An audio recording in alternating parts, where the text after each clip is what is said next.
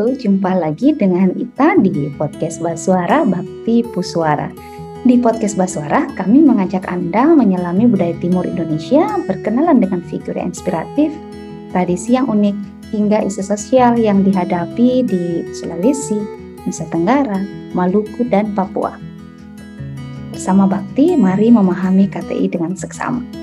Saya Ita, dalam episode kali ini Anda akan mengikuti perbincangan kami bersama anak muda yang menginspirasi dari Toraja, Sulawesi Selatan, dan sudah hadir di tengah-tengah kita saat ini. Beliau adalah Shelin Salata, Ketua Umum Barisan Pemuda Adat Nusantara atau yang disingkat BPAN. Halo Shelin. Terima kasih Mbak Shelin ya, sudah berkenan hadir menjadi narasumber kami di podcast Basuara. Nah, sebelum memulai obrolan kita siang ini, mungkin kami meminta Mbak Shelin untuk memperkenalkan diri dulu lebih lengkap kepada para pendengar podcast Basuara. Mbak Shelin latar belakangnya apa dan mengapa sampai tertarik kepada isu masyarakat adat ini? Silakan. Terima kasih Kak Ita. Selamat pagi teman-teman pendengar podcast Basuara dari Yayasan Bakti. Nama saya Shelin Salata. Sehari-hari dipanggil Shelin. Asal saya dari Mingkendek, Kabupaten Tanah Toraja di Sulawesi Selatan. Jadi saya lahir dan besar itu di Tanah Toraja memang. Dari SD, SMP, SMA sampai akhirnya kemudian saya memutuskan dan keluarga memutuskan untuk berkuliah di Universitas Kristen Satya Wacana di Salatiga. Di sana saya belajar bahasa dan juga hubungan internasional. Jadi memang background pendidikan saya sudah sering terlibat dengan kegiatan-kegiatan sosial. Setelah lulus, saya pulang ke kampung saya, mengajar dan melakukan beberapa kegiatan yang berbau kepemudaan, bekerja sama dengan Dinas Pemuda dan Olahraga. Jadi di Spora waktu itu kita mengembangkan beberapa program, mengemasnya sesuai dengan kebutuhan anak-anak mudanya Toraja. Dan kemudian dari situlah saya juga diperkenalkan dengan isu-isu yang relevan dengan masyarakat adat dan juga pemuda adat. Di tahun 2019, saya bergabung dengan Barisan Pemuda Adat Nusantara BPAN di wilayah Sulawesi Selatan. Jadi sebenarnya langsung bergabung di tingkat wilayah waktu itu. Dan di tahun 2021, BPAN di Toraya terbentuk, dan di 2022 saya terpilih secara musyawarah mufakat sebagai Ketua Umum BPAN periode 2022-2026. Jadi sebagai Ketua Umum pertama perempuan juga yang merupakan sebutan tantangan tersendiri, Kak Ita. Iya. Boleh ceritakan mengapa menjadi tantangan tersendiri ketika seorang perempuan yang memimpin BPAN ini? Iya. Karena BPAN itu sendiri kan terbentuk sejak 2012. Jadi pada saat kami melakukan Jambore Nasional di 2022, pas BPAN berumur 10 tahun. Dan ketua-ketua umum sebelumnya itu merupakan laki-laki. Dan pola ini terus berulang sehingga pada saat menjadi ketua umum perempuan memang punya tantangan tersendiri karena ada beberapa mindset yang memang sudah terbawa sejak dulu, sejak ketua-ketua sebelumnya. Dan kepemimpinan perempuan itu kan sampai saat ini kadang masih dipertanyakan, masih tidak terlalu dianggap penting ya. Kalau kepemimpinan perempuan mungkin di beberapa organisasi atau di beberapa gerakan itu sudah dianggap progresif. Tetapi di kalangan anak muda sendiri itu merupakan suatu tantangan. Karena kalau kita akumulasi beberapa organisasi kepemudaan yang ada di Indonesia ataupun secara internasional pun, itu masih kebanyakan adalah memberikan kesempatan itu kepada laki-laki. Karena perempuan hanya diletakkan kepada tugas-tugas domestik ataupun hal-hal yang sekunder, bukan hal-hal yang utama. Nah, Mbak Shelin, mungkin sebelum melangkah lebih jauh tentang BPAN, mungkin perlu disampaikan kepada para pendengar podcast Basuara, apa itu komunitas masyarakat adat, dan kemudian mengapa kehadiran BPAN ini penting bagi komunitas masyarakat adat?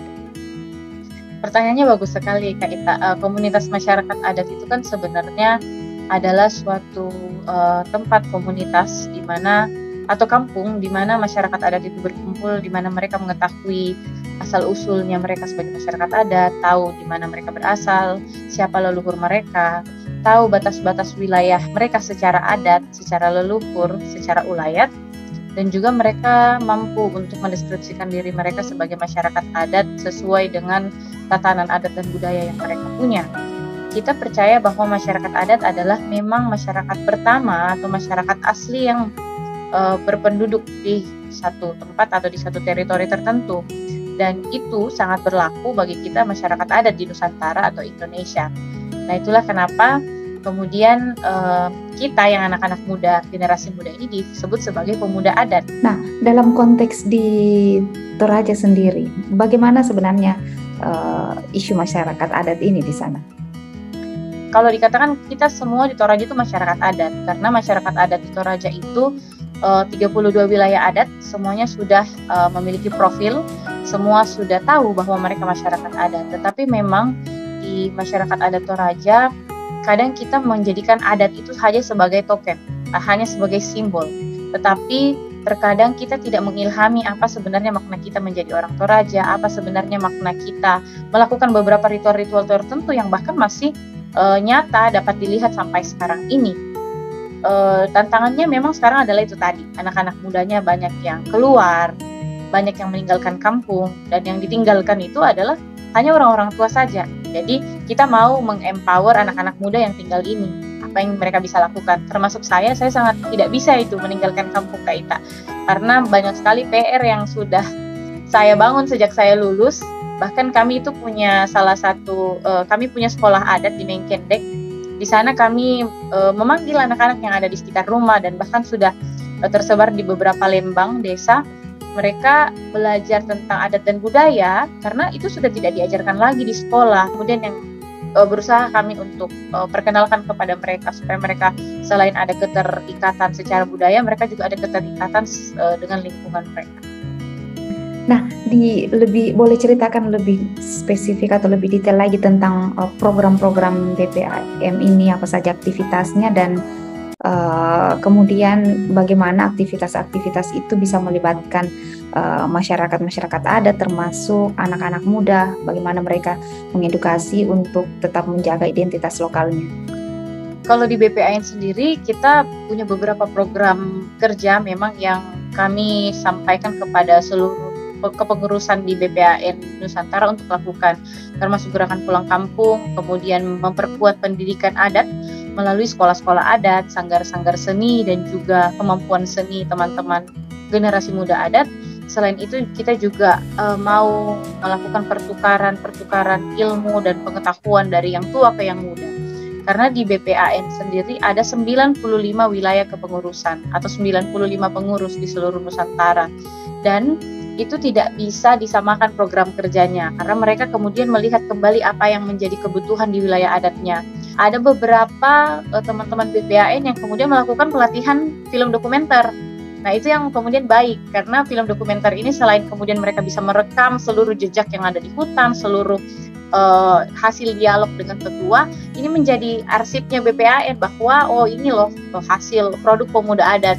Dan bahkan hasil karya teman-teman BPAN itu sudah sampai ke tingkat internasional, diperkenalkan sebagai salah satu upaya pelestarian adat dan budaya, membuktikan bahwa masyarakat adat itu ada. Oke. Nah, selama bergabung di BPAN ini, apakah ada perubahan-perubahan yang dirasakan dari kerja-kerja teman-teman di BPAN ini? Jika ditanya soal perubahan, pasti banyak sekali perubahan, baik itu dari segi pemikiran, kerja-kerja, dan juga hasil yang didapatkan di komunitas adat itu sendiri.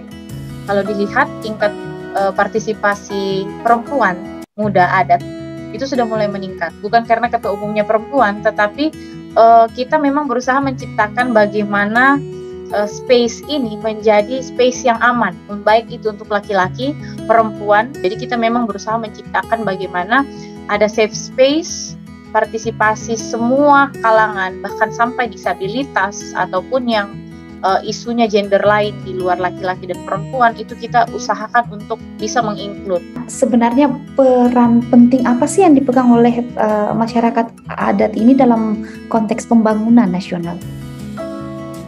Ya, kalau ditanya peran masyarakat adat, kalau saat ini kita lihat tantangannya, masyarakat adat itu kan banyak terpinggirkan, banyak yang disingkirkan dari wilayah adatnya karena adanya upaya-upaya untuk membangun infrastruktur ataupun dengan upaya pembangunan nasional. Padahal sebenarnya kita juga harus lihat apakah itu menjadi kebutuhannya masyarakat adat atau bukan.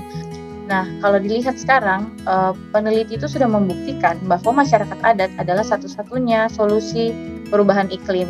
Saat ini kita lihat ancaman yang paling besar itu adalah perubahan iklim. Cuaca yang kita alami, makanan yang kita makan berpengaruh sama iklim yang berubah. Itu semua harus kita kembali ke dasar, yaitu masyarakat adat. Solusi yang terbaik itu datang dari mereka. Jadi memang kita harus berkaca kembali dan melihat bahwa ada sebenarnya solusi yang ada di sekitar kita, tetapi kita abai. Dan itu masih kita berusaha nih, di mana BPAN mendorong ini. Nah, ya. apa PR atau hal-hal apa mungkin yang menjadi PR dari teman-teman di BPAN untuk dilakukan ke depannya? Iya. PR besar kita sebenarnya sekarang itu adalah pengakuan terhadap partisipasi pemuda kan. Karena sampai saat ini kan pemuda itu masih dianggap kayak kurang pengalaman, itu satu. Dan pasti itu benar, kami kurang pengalaman karena pasti secara usia pemuda itu belum banyak jam terbangnya. Tetapi di saat yang sama pemuda juga bisa membuktikan kerja-kerja yang nyata di kampung, di tingkat tapak. Itulah kenapa kami sangat memotivasi teman-teman, ayo pulang ke kampung. Atau kalau misalnya memang nggak tahu kampungnya, ayo ke kampung kita, lihat keadaan yang terjadi sebenarnya di sana seperti apa, kasus-kasus yang terjadi. Karena banyak kan yang mengira bahwa tinggal di kampung itu enak, tetapi ternyata di dalam komunitas adat di kampung kita sendiri ada masalah yang sebenarnya diciptakan dari regulasi-regulasi yang tidak tepat sasaran itu tadi. Dan memang tantangannya adalah bagaimana pemuda adat itu bisa tetap kritis dan bersuara. Karena tantangannya memang sekarang kita banyak dibungkam ya Kak, anak-anak muda itu banyak dibungkam untuk menyampaikan apa yang sebenarnya terjadi, kebenaran-kebenaran yang asalnya dari kekhawatiran kita akan masa depan. Kenapa anak-anak muda, anak-anak sekarang banyak melakukan aktivisme lingkungan, banyak melakukan aktivisme keadilan ataupun HAM. Itu karena mereka tahu bahwa ada rasa khawatir ketika ini tidak terjadi, ketika tidak ada yang bergejolak, ketika tidak ada yang menyuarakan ini, siapa lagi kalau bukan kami. Jadi sesimpel itu sih Kak, menaruhnya di dalam kata-kata. Oke, makasih banyak Shelin ya. Hal-hal yang banyak menginspirasi, dapat saya hari ini banyak dapat insight dari anak muda yang berbicara, yang mengutarakan gagasan-gagasannya tentang masyarakat adat dan bagaimana masyarakat adat ini bisa diakui, dilindungi, dibuka aksesnya, kemudian melibatkan mereka secara partisipatif dalam pembangunan. Semoga apa yang dilakukan oleh Shelin dan teman-teman di BPAN untuk mimpi-mimpinya bisa terwujud dan untuk membangun komunitas masyarakat adat yang lebih maju dan sejahtera, yang bangga dan tidak kehilangan identitas-identitas yang telah dijaga secara turun-temurun. Terima kasih banyak Shelin ya, sukses selalu. Ya, terima kasih banyak Kak Ita untuk kesempatan ini. Terima kasih. Iya, makasih. Para pendengar podcast Basuara, itulah tadi perbincangan kami bersama Shelin Salata dari Barisan Pemuda Adat Nusantara. Semoga apa yang menjadi mimpi Shelin bersama dengan teman-teman di Barisan Pemuda Adat Nusantara untuk melibatkan lebih banyak lagi anak-anak muda yang terlibat dalam isu-isu komunitas adat, bagaimana mendorong keterlibatan dari komunitas masyarakat adat ini, kemudian bagaimana upaya-upaya perlindungan terhadap masyarakat adat ini bisa terwujud sehingga prinsip-prinsip tidak ada yang ditinggalkan dalam pembangunan itu bisa terwujud. Para pendengar podcast Basuara dimanapun Anda berada, Anda juga dapat mendengarkan podcast Basuara ini melalui Spotify dan Apple Podcast. Kunjungi media sosial Bakti untuk mengetahui berbagai informasi dan inspirasi tentang pembangunan di kawasan timur Indonesia.